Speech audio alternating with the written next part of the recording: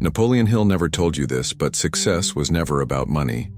It was never about the mansions, the automobiles, or the empire you could build. Those were merely the symbols he was permitted to use, the language acceptable to a world that only measures worth in gold.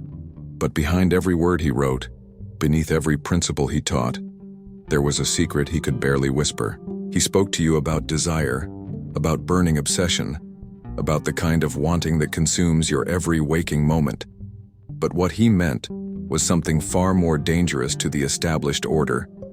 He meant that you must become possessed by a vision so radical, so completely divorced from the reality you currently inhabit, that it borders on madness. He meant that you must be willing to see yourself as divine, as a fragment of infinite creative power temporarily housed in flesh. This was not motivational speaking. This was metaphysics disguised as business advice. Hill understood that the moment he spoke plainly about the true nature of consciousness, about the actual mechanics of manifestation, he would be dismissed as a mystic, a fool, a man lost in fantasy. So he clothed ancient wisdom in the respectable garments of American capitalism, and the world called him practical. When Hill wrote about the mastermind principle, he was not talking about networking.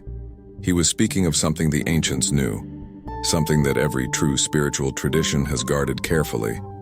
Two minds, properly aligned, create a third force. This third force is not metaphorical. It is an actual field of intelligence that exceeds the sum of its parts.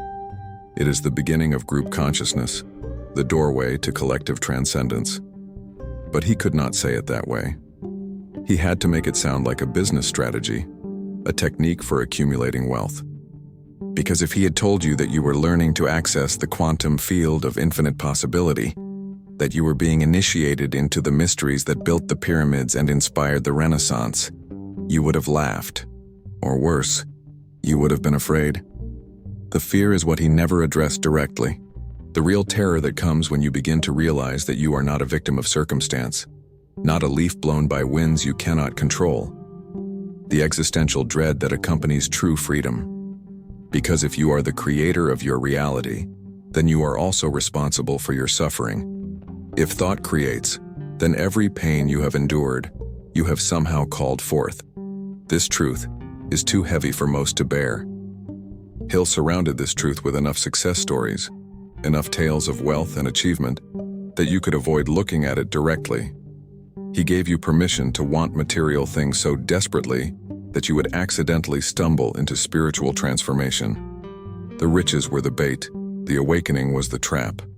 The invisible counselors he wrote about were not a technique for inspiration. They were a practice of invocation, a method of channeling consciousness from beyond the veil of ordinary perception. When Hill sat in his imagination with Lincoln, with Edison, with Emerson, he was not merely role-playing. He was opening himself to archetypal forces, to patterns of wisdom that exist independent of individual minds. This is dangerous knowledge because it shatters the illusion of separation. If you can access the consciousness of the dead, if you can draw wisdom from minds that have departed flesh, then consciousness itself must be non-local, eternal, unbounded by the body. You are not who you think you are. You are not contained by your skin. You are a temporary localization of an awareness that pervades everything. Hill called it infinite intelligence. Others have called it God, the Tao, Brahman, the unified field. The name matters less than the recognition. There is a power that responds to focused thought, to sustained desire, to unwavering faith. This power is not separate from you. It is not something you petition or beg. It is what you are when you stop believing in your own limitation. But belief is the battleground. Every institution, every system of control, every power structure that has ever existed depends on your belief in scarcity, in limitation, in powerlessness. They need you to believe that success is rare, that only a few can rise, that the game is rigged and you were born on the wrong side of fortune. Because the moment you truly understand what Hill was pointing toward, you become ungovernable. You become dangerous not because you might acquire wealth, but because you might acquire certainty. the certainty that reality is malleable, that consciousness precedes form, that what you hold in mind with conviction must manifest in experience. This certainty is the real inheritance he offered, hidden beneath talk of steel magnates and automobile fortunes. Hill spoke endlessly about persistence, about the need to continue despite defeat, despite mockery, despite every external sign of failure. He told stories of men who were stopped mere feet from gold, who gave up just before breakthrough. But the persistence he described was not stubbornness. It was faith so complete that contradiction cannot touch it. This is the faith that moves mountains, that walks on water, that commands storms to cease. It is not religious faith, though religion has tried to claim it. It is not positive thinking, though that is its pale shadow. It is the state of consciousness that knows itself as cause rather than effect, as the author of experience rather than its victim. When you reach this state, even briefly, the world reorients around you. Circumstances shift. Opportunities appear. Resources materialize. People call it luck, synchronicity, being in the right place at the right time. But it is none of these things. It is the natural result of consciousness operating at its true frequency, unimpeded by doubt, fear, or false identity. Hill's greatest secret was that there is no secret. The principles work because they align you with what you already are. You are not learning something new. You are remembering what you forgot when you accepted the world's definition of reality. You are awakening from a dream of limitation into the recognition of your own creative power. But this awakening requires you to die, not physically but psychologically. The person who believes they are their past, their wounds, their social position, their bank account, this person must cease to exist. What emerges is not new, it is original. It is what you were before the world told you who you should be, before fear taught you to play small, before comparison convinced you that others held what you lacked. The transmutation of sexual energy that Hill wrote about with such careful euphemism was this death and rebirth. The raw creative force that seeks expression through procreation can be redirected, refined, sublimated into pure creative power. Every mystic tradition has known this. Every tantric practice, every alchemical text, every instruction about preserving the vital essence points toward the same truth. You contain within yourself an energy potent enough to create life itself. This energy, when consciously directed rather than unconsciously released, becomes the fuel for manifestation, for genius, for works that outlive the body. Hill could barely touch this subject. The morality of his time forbade directness, but he pointed, and those with eyes to see understood. The price of this power is everything you currently believe about yourself, your grievances, your justifications, your reasons why success belongs to others and not to you. These must be burned as fuel. Your identity as a victim, no matter how justified by circumstance, must be sacrificed, not because your suffering was not real, but because continuing to claim it as your identity prevents the transformation Hill was inviting you toward. This is why so few accept the invitation. It is easier to remain small, to blame, to wait for external salvation. The responsibility of full creative power is terrifying. It means that from this moment forward, you can no longer claim that life is happening to you. You must accept that it is happening through you, as you, by the power of your own consciousness. Hill's obsession with definiteness of purpose was about this. A purpose so clear, so specific, so emotionally charged that it pulls you forward into becoming the person who can achieve it. The purpose is not the goal. The purpose is the excuse for transformation. It is the reason you give yourself permission to shed the old skin, to abandon the familiar suffering, to step into the unknown territory where your unlived life awaits. Every person who has ever accomplished something remarkable has understood this, whether consciously or not. They become so identified with their vision that their current circumstances cease to have authority.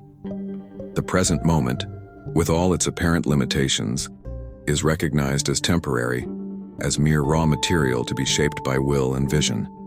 This is the autosuggestion Hill taught, but it is not about repeating affirmations. It is about reprogramming the subconscious mind with such intensity and repetition that it accepts a new reality as truth. The subconscious does not distinguish between actual experience and vividly imagined experience. It simply executes the dominant program. Change the program, and you change everything.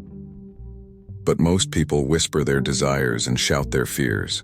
They give more attention, more emotional energy, more repetition to what they do not want than to what they claim to want. Then they wonder why the universe seems to ignore their wishes. The universe ignores nothing. It responds to frequency, to vibration, to the sum total of where you place your attention and emotion. Hill's instruction to write down your definite chief aim and read it morning and night was not about memory. It was about installing a new operating system in the most powerful computer that exists, your own mind. Read with feeling, with visualization, with absolute conviction, and you create a magnetic force that draws toward you everything required for its fulfillment. This magnetism is not metaphorical. Every thought is a frequency. Every emotion amplifies that frequency. Together, they create a field that interacts with the larger quantum field of possibility. Like attracts, like not because of magic, but because of resonance. You draw to yourself what you are, not what you want. Want implies lack. Being implies completion. The faith Hill demanded was the ability to act as if your desire is already fulfilled, to think from the end rather than toward the end. This is the secret of every manifesting technique ever taught. You do not wait for circumstances to change so you can feel successful. You cultivate the feeling of success now, and circumstances rearrange themselves to match the internal state. This sounds simple, but it requires a level of psychological discipline that few possess. It means maintaining your vision when everyone around you sees failure. It means feeling abundant when your bank account says otherwise. It means claiming victory before the battle is won. This is not delusion. This is the proper use of imagination, the faculty Hill called more powerful than knowledge. Imagination is not fantasy. It is the workshop where you construct the blueprint of your future. What you build there with sufficient clarity and emotional intensity becomes the template that physical reality uses to organize itself. This is why Hill insisted on specificity. Vague wishes produce vague results. Precise visions backed by unwavering faith produce precise manifestations. But the real work is internal. The outer world is merely a reflection, a mirror showing you what you truly believe beneath your conscious wishes. If your circumstances are not changing, it is not because the principles do not work. It is because you are still broadcasting the same signal, thinking the same thoughts, feeling the same feelings, even as you claim to want something different. Hill knew that changing the inner world required violence, not physical violence, but the psychological violence of refusing to entertain certain thoughts, of disciplining the mind with the same rigor an athlete disciplines the body. Every negative thought must be immediately replaced. Every fear must be confronted with its opposite. Every doubt must be starved of attention while faith is fed until it becomes unshakable. This is the organized planning he wrote about, not just external strategy but internal strategy. A moment-by-moment commitment to guard the gates of your mind as if your life depends on it. Because it does. Your life, your circumstances, your reality itself is created first in consciousness and only then projected into form. The masterminds Hill formed, the alliances he recommended, were not just about collective intelligence. They were about surrounding yourself with a force field of belief, with people whose faith reinforces your own, whose vision resonates with yours, whose presence reminds you of who you are becoming rather than who you have been. You cannot rise beyond the level of your environment without extraordinary effort. The people you spend time with, the media you consume, the conversations you participate in, all of this programs your subconscious mind. Most people are being programmed by forces that want them weak, distracted, and powerless. Hill was teaching you to take control of the programming, to become the author of your own conditioning. This is the decision he kept circling back to. The decision to take full responsibility, not because you are at fault for your circumstances, but because blame is a poison that keeps you chained to the past. Responsibility is power. The moment you claim responsibility for your current reality, you claim the power to change it. As long as you blame, you remain a victim, and victims have no power. The transmutation he spoke of was this shift from victim to creator, from effect to cause, from powerless to powerful. And the only thing standing between you and this shift is your willingness to release the identity you have built around your limitations. Who would you be without your story of struggle? Who would you be without your wounds? This is the question that terrifies, because the answer is unknown. Hill understood that humans fear the unknown more than they fear suffering. They would rather remain in familiar pain than risk the uncertainty of transformation. So he made the path seem practical, achievable, something businessmen could pursue without feeling foolish. He hid the spiritual initiation inside a manual for achievement. The genius of this disguise is that it works either way. Those seeking only material success find techniques that work, that produce results, that deliver wealth and influence. But those with deeper hunger, those who sense that something more is being offered, begin to see through the surface level to the mystery beneath. They realize that the treasure is not the gold at the end of the rainbow. The treasure is becoming the kind of person who can create gold at will. This is the real inheritance. Not wealth, but the consciousness that creates wealth. Not success, but the identity of one who succeeds. Not achievements, but the knowing that whatever you truly desire, you can bring into being through the proper application of will, faith, and imagination. This knowing is worth more than all the riches in the world, because it is the source from which all riches flow. Hill tried to tell you this in every possible way. He told you in stories, in principles, in case studies, in instructions so specific you could not miss them.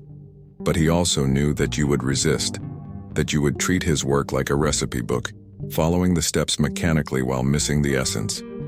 That you would want the outcome without the transformation, the prize without the becoming. So he wrote in layers, surface instructions that produce surface results, attracting those who want quick fixes and easy answers.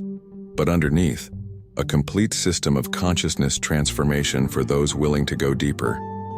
For those willing to question everything they have been taught about reality, about possibility, about the nature of mind and matter. What Napoleon Hill meant but never said out loud is that you are not human. Not ultimately. You are consciousness temporarily focused through a human form, wearing a human story, playing a human game. But the truth of what you are is unlimited, eternal, and infinitely creative. The moment you stop identifying exclusively with the limited self and begin to identify with the consciousness that observes the self, everything changes.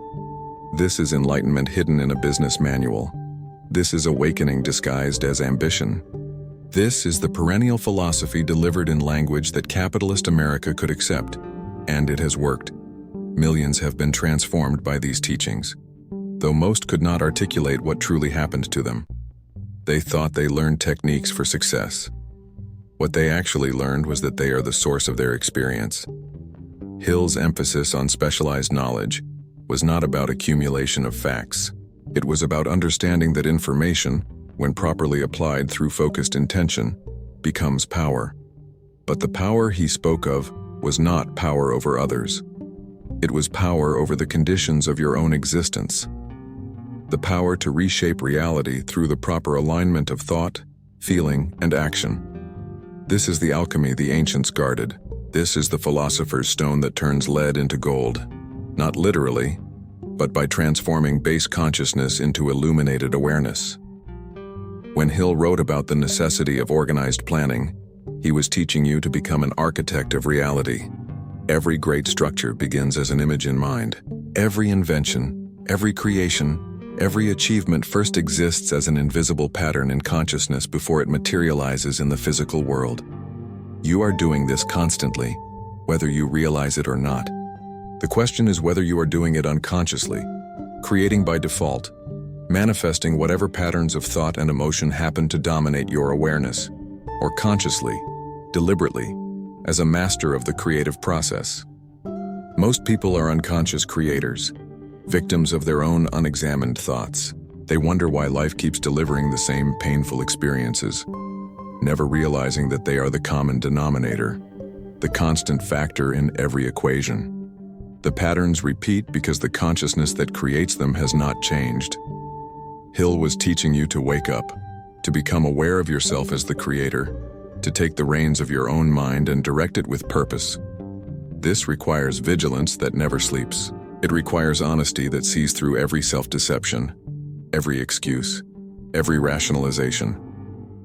The sixth sense Hill described was not mystical intuition, though it includes that.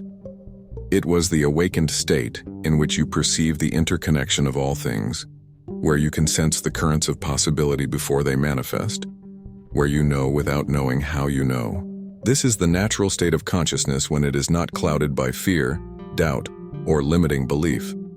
Children often possess this clarity before the world trains it out of them. Artists and mystics spend lifetimes trying to reclaim what was lost. Hill was teaching a method of recovery, a way back to the original vision, the pristine awareness that sees truly because it is not distorted by conditioned thinking. The adversity he spoke of as necessary for growth was not punishment or random misfortune. It was the friction required to polish consciousness, to burn away false identity, to reveal the diamond of true self beneath layers of accumulated programming. Every challenge is an opportunity to choose who you will be in the face of difficulty. Will you collapse into victimhood, or will you rise into mastery? Will you blame circumstances, or will you use them as raw material for transformation? The choice is always yours, though the conditioning of a lifetime makes it feel otherwise. This is why Hill insisted on the power of decision. A true decision, made with full commitment, changes everything instantly. Not because external circumstances shift immediately, though they will, but because you shift. You become someone different in the moment of true decision. The person who decides to be wealthy, to be healthy, to be powerful, is not the same person who merely wishes for these things. Decision carries power because it ends internal conflict. The mind at war with itself is powerless. The mind unified behind a single purpose becomes an irresistible force. Hill knew that most people never truly decide. They wish, they hope, they try, they dabble, but they never make the full commitment that burns all bridges and leaves only forward motion possible. This is why he told you to write a specific amount, with a specific date, backed by a specific plan. Not because the universe needs the details, but because you need the practice of decisive clarity. Vague intentions produce vague results because they reflect a vague commitment, a divided mind, a consciousness still hedging its bets. Total commitment requires courage because it means risking total failure. If you fully commit and fail, you cannot hide behind the excuse that you did not really try. This is why most people reserve a part of themselves, keep a back door open, maintain deniability. But power requires wholeness, full engagement, nothing held back. Hill observed that every great achievement required the cooperation of others. But cooperation cannot be commanded or manipulated. It must be inspired. People give their greatest efforts not for money alone, but for a vision that moves them, for a leader who sees their potential, for a cause that calls forth the best version of themselves. This is the hidden power of leadership that Hill barely touched upon. The greatest leaders are not those who control others, but those who awaken others to their own power. They hold up a mirror that reflects possibility rather than limitation. They speak to the sleeping giant within every human being and dare it to wake. When you step into this kind of leadership, beginning with yourself, you discover that the universe conspires to support genuine vision backed by unwavering faith. Doors open that you did not know existed. People appear who carry the missing piece. Resources materialize through channels you could not have predicted. This is not magic. This is the natural functioning of consciousness when it operates at higher frequencies. At lower frequencies of fear and doubt, you perceive only obstacles and limitations. At higher frequencies of faith and love, you perceive possibilities and pathways. The external reality has not changed. Your perception of it has changed, and with that change, your experience transforms. Hill's teaching on the power of applied faith was pointing toward this. Faith is not belief without evidence. It is the ability to perceive with inner vision what outer eyes cannot yet see. and to act on that inner knowing with such certainty that it becomes self-fulfilling. This is the difference between fantasy and creative visualization. Fantasy is escapism, a retreat from reality into imagination because reality feels unbearable. Creative visualization is the opposite. It is the use of imagination as a laboratory where you construct and refine the blueprint of your intended reality before implementing it in the physical world. Every successful person does this, though few articulate it clearly. They see the end result with such clarity that their present actions are guided by that vision. They make decisions not based on current circumstances, but based on the reality they are creating. This reversal of normal thinking is what makes the impossible possible. The masses react to circumstances. Masters create circumstances. The masses let external conditions determine internal states. Masters use internal states to determine external conditions. This is the inversion Hill was teaching, disguised in business language to make it palatable to pragmatic minds. The great secret that Hill spent his entire life trying to convey is absurdly simple. You are not your circumstances. You are the consciousness that experiences circumstances and has the power to change them. This power is not granted by external authority. It is inherent in the nature of what you are. Consciousness itself is creative. Thought itself is causative. When you think, you set forces in motion. When you feel now, you amplify those forces. When you act, you anchor them in physical reality. This process is happening constantly, whether you are aware of it or not. The question is whether you will become conscious of it and learn to direct it, or remain unconscious and continue creating by default. Hill gave you the map. He showed you the territory. He provided the principles and the practices. But the journey is yours alone. No one can think your thoughts for you. No one can maintain your faith when doubt whispers. No one can make the decision that changes everything except you. This is the loneliness of the path and also its glory. You stand alone as the creator of your experience, responsible for everything, victim of nothing. This terrifies most people because it means surrendering every excuse, every justification, every reason to remain small. But for those who accept it, who embrace the full weight and wonder of creative power, life becomes an adventure of infinite possibility. Every moment becomes a choice point. Every thought becomes a tool. Every challenge becomes an invitation to demonstrate mastery. Hill watched countless people approach this threshold and turn back. He saw them get close to the truth and then retreat into familiar limitation. He understood why. The known suffering feels safer than the unknown freedom. The comfortable cage is preferred to the dangerous wilderness of unlimited potential. But he also saw those rare individuals who crossed the threshold, who made the leap, who accepted their own power and transformed not just their own lives but the world around them. These were his students, his proof, his legacy. They demonstrated that the principles work for anyone willing to apply them with faith and persistence. The transmission he offered transcends time because it is not really about business or wealth. It is about consciousness awakening to itself, recognizing its own creative nature, and learning to wield that power with wisdom and purpose. This is the timeless teaching, delivered in ever-changing forms to match the needs and understanding of each age. In Hill's time, it needed to be disguised as capitalism. In another time, it might be disguised as science or art or religion. The form changes, but the essence remains. You are more than you believe yourself to be. You have access to power beyond imagination. And the key to that power lies not in external attainment but in internal transformation. If this truth awakens something inside you, don't stop here. Your transformation has only begun. The principles Hill taught are not to be read, but to be lived. Not to be understood, but to be embodied. Not to be believed, but to be proven through application. The path is clear. The method is certain. All that remains is your decision to walk it, to become it, to live from the truth of your own infinite creative power.